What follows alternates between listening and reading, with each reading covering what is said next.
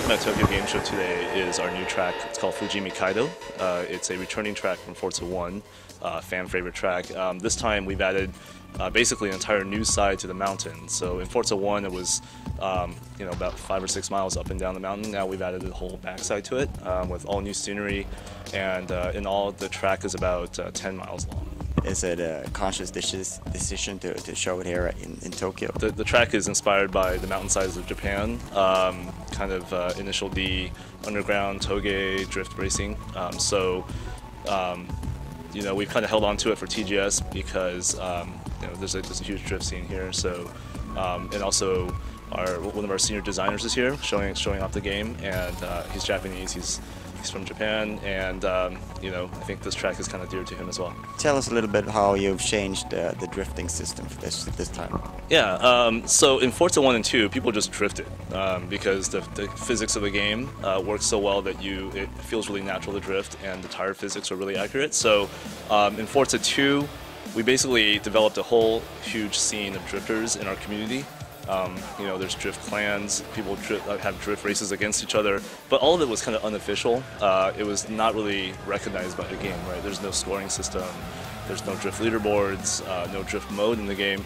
So they were just going on the forums and basically saying, hey, I challenge you, and then they go and drift online, and then that's it. So what we've given them this time around is we've given them a drift scoring system. So at any time during any race, you can turn it on by hitting the left D-pad.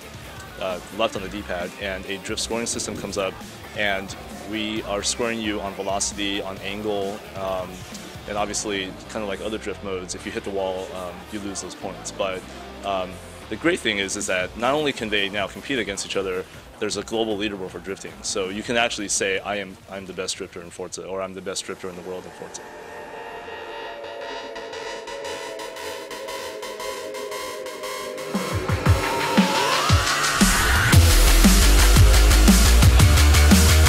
Forza 2 and I guess Forza 3 now, it's a bit like you're handing off the game to the community, and then you see where they'll take it. What element are you most excited to see what players will do with? As community manager, I can't wait for this game to get out in the wild, because in Forza 2 we had, for instance, the auction house, right? And we have the livery editor, and that produced some really just incredible results. A cool story from Forza 2 days was that when the game first came out, it came out in Japan first for about a week.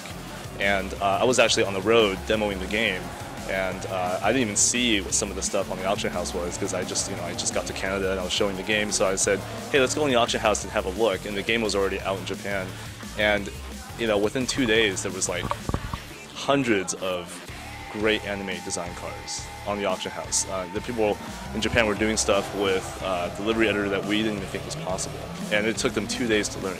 So this time around, we've added so many more features to the UGC, the user-generated content part of it. Livery editor is back, auction house is back. This time, we're actually giving you a storefront, so users essentially have their own sort of YouTube profile page where they can put all of their UGC from tuning files. So if they're good tuners, they can lock that tune job, put it on the storefront, and sell it for money. So they don't even have to race to actually earn money.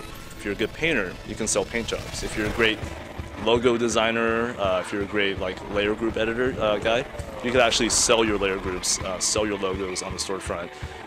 If you're nice, you can actually put it up for free, but you can actually say, this is a limited edition paint job, there's only 10 of them, put 10 of them on the storefront, and if it sells out, it sells out. Right? So it basically gives you a place to sell your stuff 24/7. People can visit your storefront, they can mark you as a favorite in the game, so they can keep visiting you. There's a Turn 10 storefront. The Turn 10, we always pick the best stuff for you to consume. So I'm super excited about sort of where this ecosystem takes us next. This is sort of the future of gaming. I think user-generated content is where everything is at, and the great thing about UGC is that you never expect what you're going to see, and I think once you make it available to share and you make it easy to find great stuff, I think that's when you really have a community that will take off.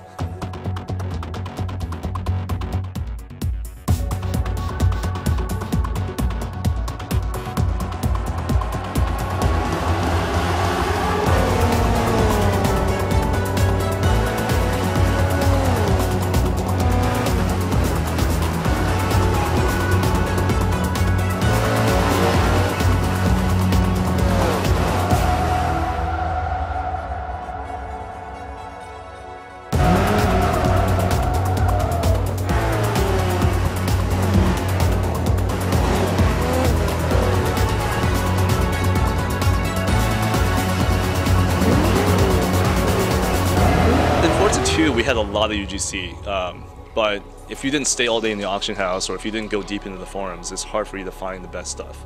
So Forza 3, definitely you can just hop on the storefront, and you're always going to see good stuff. Play it any way you want, or like play however you want. It's a sandbox. It's an automotive sandbox. I mean, like we always say at Turn 10, you know, we want to turn car lovers into gamers and gamers into car lovers. And so what that means is you don't have to be a racing guy, right? You could just, if you like cars, if you like Top Gear, if you like just looking at beautiful lines of a car, if you like painting, if you like designing, if you like tuning, this is a game for you. I mean, you don't have to be dexterous with your fingers or with a wheel to master this game. You can be famous in our community, but not even race, right?